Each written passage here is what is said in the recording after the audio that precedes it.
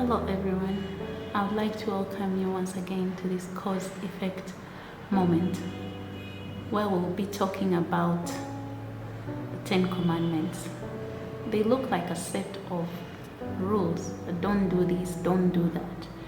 And human nature sometimes doesn't like taking rules so seriously. They say they are there because to be broken. But we find it's very important not to break the Ten Commandments. And why do we say that?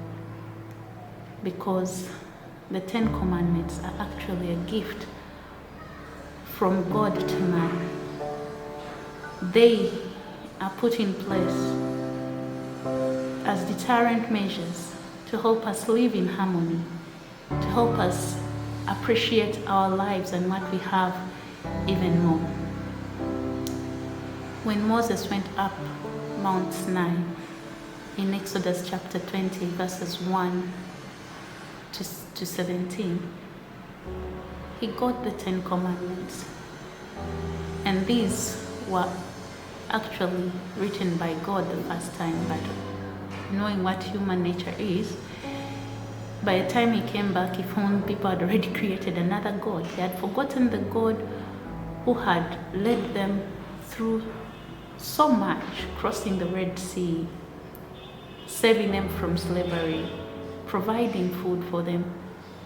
They forgot all that in a blink of an eye. And so Moses had to go back. But let's look at the Ten Commandments and how they are indeed a blessing to us. The first commandment tells us to honor God.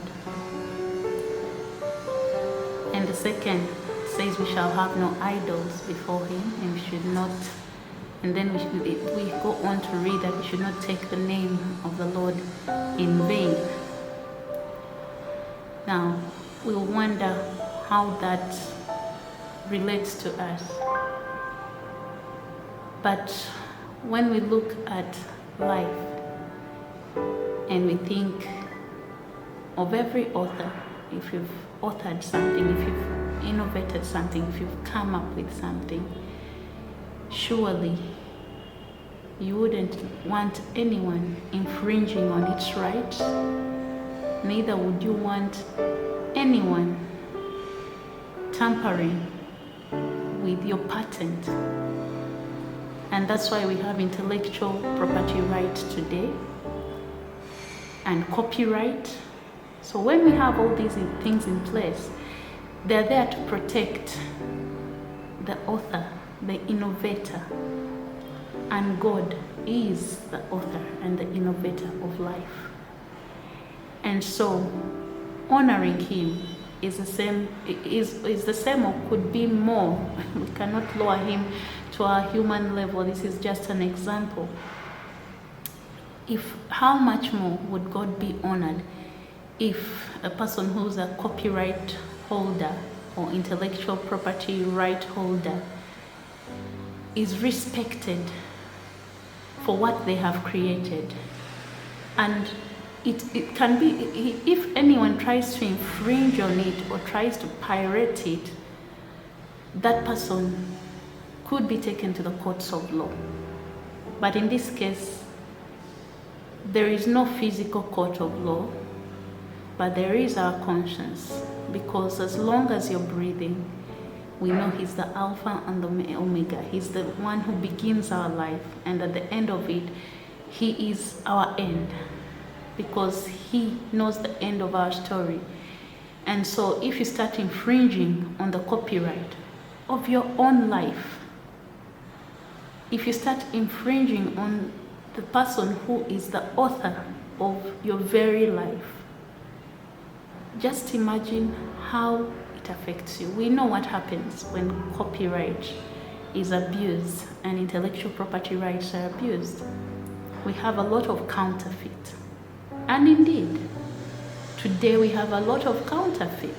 Those who have infringed on the copyright and decided to neglect the patent of life have come out with a lot of counterfeits regarding life.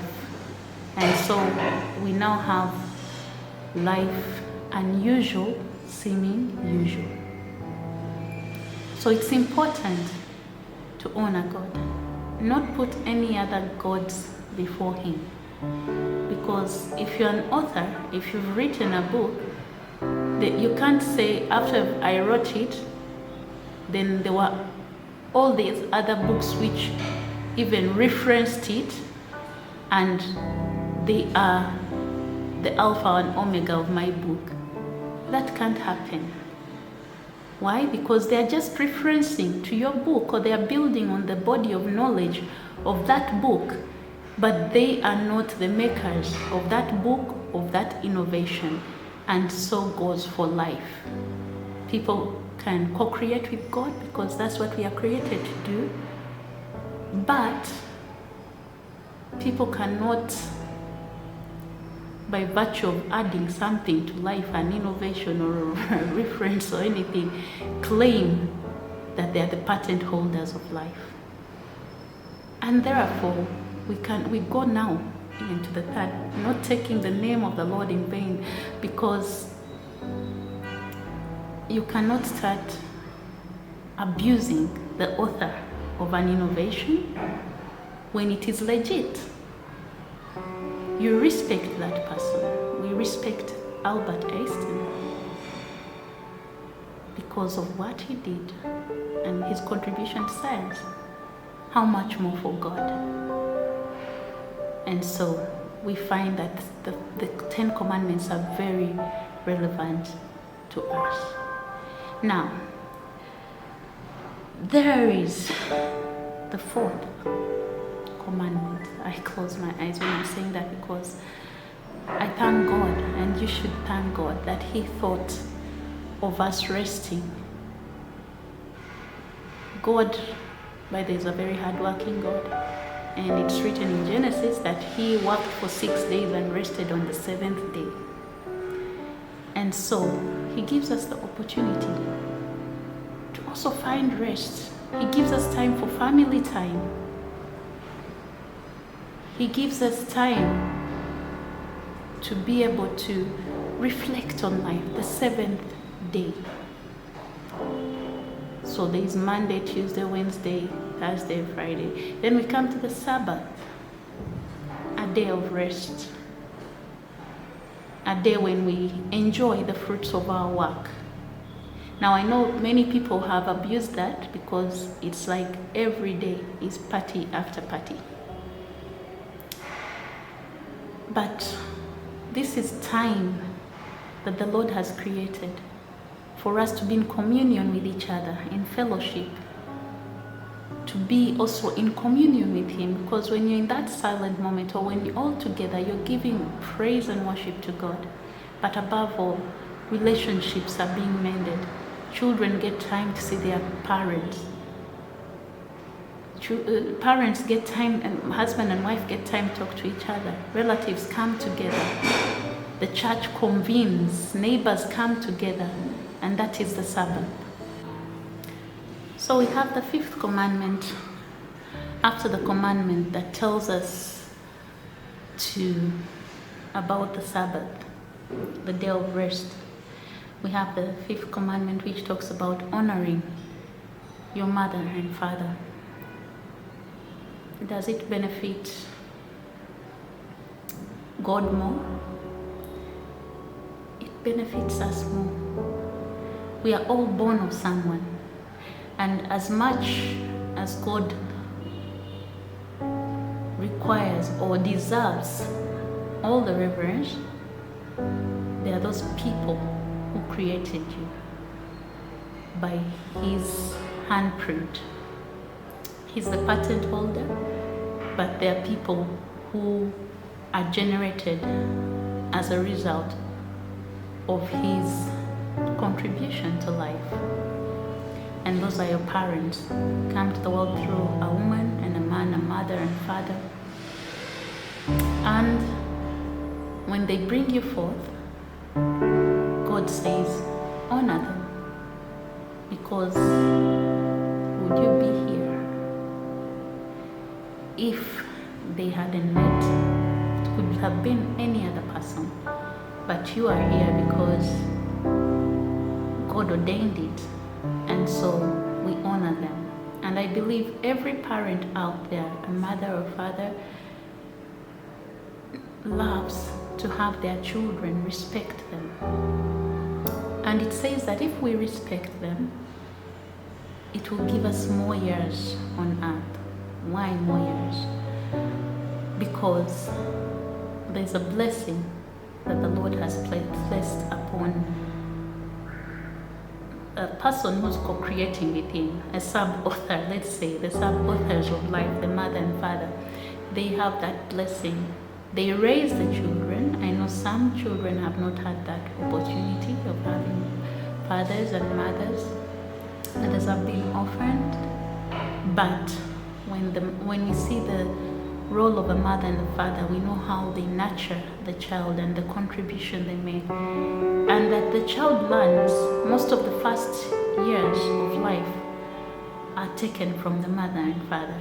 The lessons learned, how to live, how to talk, is taken from the mother and the father. And so they already have a big piece of who you are in their memory, but also in the social design of who you are, and even the DNA. Therefore, honoring them becomes an important part of life, and we need them throughout life. Now, I know there are times when I've seen people putting their old parents in homes, or we go into a nuclear family and they're cut off. But what's important, if we talk of family and we say someone was begetted by someone, it means that there's a lineage, and this lineage shouldn't be cut short, but should be nurtured in respect, in love, in honor. And that is what God prescribed, because a parent would love to be respected and loved by his children, and children also would love equally to be loved and even respected by their parents. So there should be a mutual relationship, and I think we see that in Ephesians.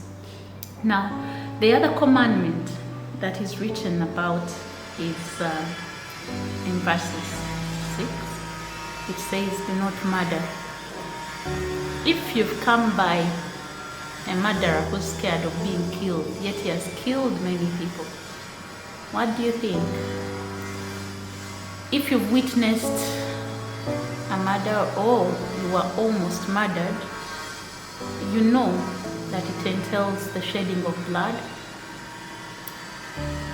It's not a good sight, and it also reminds us that death can come in such a brutal manner. The fact that a life is taken before, we normally say before his or her time, is hurting. So if you don't want to be killed, then you should not be out there killing. This commandment is there to deter, to prevent people from killing each other, from hurting each other. Now, I know we are living in a society of people who are watching a lot of action movies and thrillers, and some are going out and trying it out in real life. But remember, if the knife is pointed at you, you also start squeaking. Why? Because life is precious, and spilling blood is actually a curse. If you want to know that, maybe we go back to Cain in Genesis when he spilled the blood of Abel. When Abel's blood was spilled, a curse came upon Cain, and he was given a mark, and he had the curse of being a vagabond. He was a wanderer. And it's not just about killing with a knife or bullets or even injections or drugs or anything. because these days killing can be, you can use a gun, you can also use medication or poison to kill, but there is also the murder of the innocent life that's just beginning to grow, because every baby in a womb is a life. It has a heart, it actually moves, it feeds, and one time that it was you and me. And so we come against murder because it's for our own good. If we were killed that way, we wouldn't be here today. No one would be here breathing if they were murdered in infancy, in the womb, or even as they went to school or as they went to work, that we wouldn't be here. And then we have the commandment that talks about not committing adultery. Now this one, in the Ugandan law, my country, adultery is now legal. You can sleep with someone's wife and nothing will be done to you. And that precedence was set, I think it was in 2021. Someone slept with someone's wife and the law ruled that it was okay. They were consenting adults. But that is more like snatching from someone, taking a piece of you. Remember, they say when people get married, they become one. The emotions, there is a lot it's spiritual. And then you find someone with your wife or your husband, and the law says it's not wrong, it's okay, they are consenting. But what about the commitments they made? What about the emotions? What about the oneness? What has happened to that? And we all know that when you commit adultery or sexual sin, there's a lot coming along with it. It's not just of course it's beyond, because it's spiritual, but there's also the issue of sexually transmitted diseases, unwanted pregnancies. There's so much. There's strife, there's tension, there's divorce coming along. So much as God has given it, it's not benefit. I mean, God is not marrying. God is not having any husband or wife. It's us, and He did it so that we would be comfortable, so that the family would be protected. And He says, do not commit adultery, do not commit sexual sin, so that the family will be self-guarded, so that marriage will be sacred. But now, if that is removed, then we have strife. We've had cases after that of even murder, because if you sleep with someone's wife or husband, it generates anger, it generates emotions that could lead to a crime. And I will just give an example.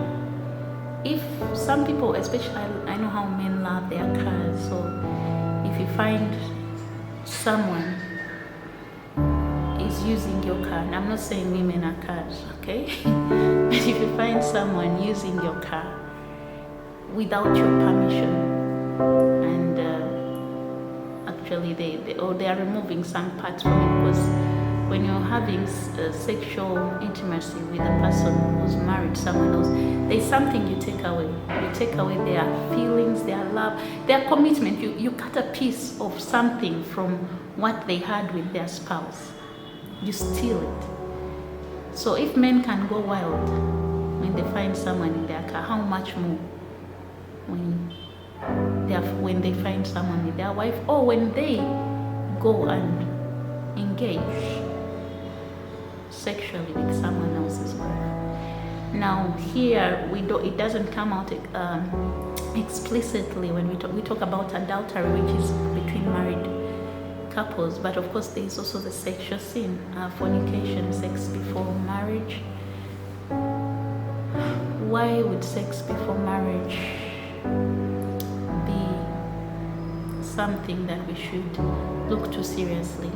We've already talked of the unwanted pregnancies, the sexually transmitted diseases, but there is a lot of heartache, and actually we are getting mental illness these days because of people who have given their hearts and then their dreams are shattered, their feelings are shattered, there is rejection.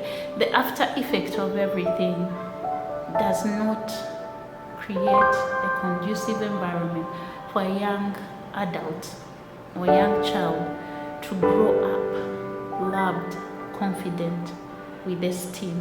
It takes away these things. It takes away the value of a person. And then we talk about the 8th commandment: do not steal. Stealing, the same way with murder. I don't think there's any thief. This is cliche because no thief wants to be robbed. We all don't want someone taking something from us, so it's to our benefit that this commandment is actually there. Now we realize that all these commandments at the end of the day make up for most of the laws that we have in our countries. And so we cannot rubbish them off. Much as we say they are restrictive, these are rules that are in place to help us coexist, to help us have a functional society. We know that what's happening all across the world, where corruption is, where people are stealing, people steal money which is supposed to be for the health sector, for the roads. At the end of the day, there are no roads. Countries are suffering because of the sin of theft. Communities suffer a lot because of the sin of theft. So when we say the commandment says do not steal, it's not because these are laws, these are restrictions. No, this is something that is going to prevent someone who would otherwise have robbed you from robbing you, or prevents you from doing the same. And then we have the 9th, which talks about not bearing false witness. How do you like someone telling lies about you? They spread a rumor about you. They gossip about you. How do you like when you're being lied to? Someone creates a lie and then tells you, I was at office working, yet he was actually, or she was actually doing something else. It hurts because it's not the truth. The truth is supposed to set us free, but lies imprison us because we live in this bubble of a fallacy, thinking things are okay, yet they are not, until it bursts. And when it bursts, everyone is looking and wondering. If liars were so loved, then society would embrace them completely after the truth came out. But whenever the truth comes out, no one wants to look at the liar. And what does that tell us? That lying hurts. It hurts two ways. The liar is eventually it catches up with you, and you may even be harmed. And then the person who was lied to or lied about is equally hurt. This is a cause of loss of trust. People have stopped trusting because of lies. Some people have been removed from positions where people held them in high esteem, and the people no longer look up to them because of lies. So, saying that we should not bear false witness, should not lie against our neighbors, is there to safeguard us, even our neighbors. And then, of course, finally, do not covet the neighbor's property. Trying to be, we've seen people who are, they're a blend of everything. They admire about 5 people, and they are trying to be all those 5 people. You forget that the person you're trying to admire is only an individual. individual. So if you combine the 5, I don't know. If you've watched Botched, you've seen that people are trying to even do plastic surgery and resemble others. But you cannot be that person. Everyone is created uniquely by God. Everyone is gifted differently. We need to look into ourselves, develop ourselves, appreciate ourselves. And what we admire about others, we should be able to use it to build on what we have, not to destroy, not to forget who you are and try to be others, but to enhance who you are, to learn from them. You may see a great athlete like Cheptegei. You may want to be like Cheptegei, and so you start training to be like him, or to even be better than him. You just add it to what you already have. But you don't go the extra mile of saying, now I have to look like him, I have to stand like him, I have to walk like him, I have to have what he has, I have to go to his home area, that's where I'm going to even build, I have to be his neighbor. Now you're becoming a stalker, and you're losing your identity in the long run. So when we look at these 10 commandments, what do we see? We see that they are a gift from God to humanity. And so we should endeavor to adhere to them. If not to please God, let us do it for us. But above all, in all things, let everything give glory to the author of life, to the patent holder, who is God. All these commandments, if broken, help us. I mean, they don't help us. They help us, let me say, they help us to lose value. Or they make us lose value, let's use that word. You break the commandments and then you lose value. You've seen people who have gone around sexual scandals. Their children will never look at them the same again.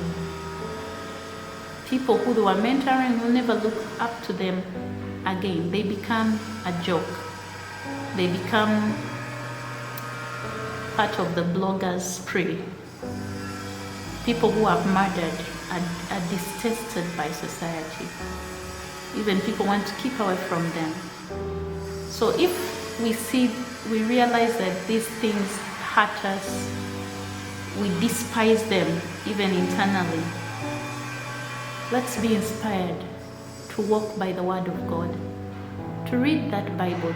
Go to Exodus chapter 20, verses 1 to 17. Read about the commandments and see how you can apply them into your life. I wish you the best as you go to apply the word into your life, and as you work towards being a better Christian, a better citizen, a better neighbor, a better family member.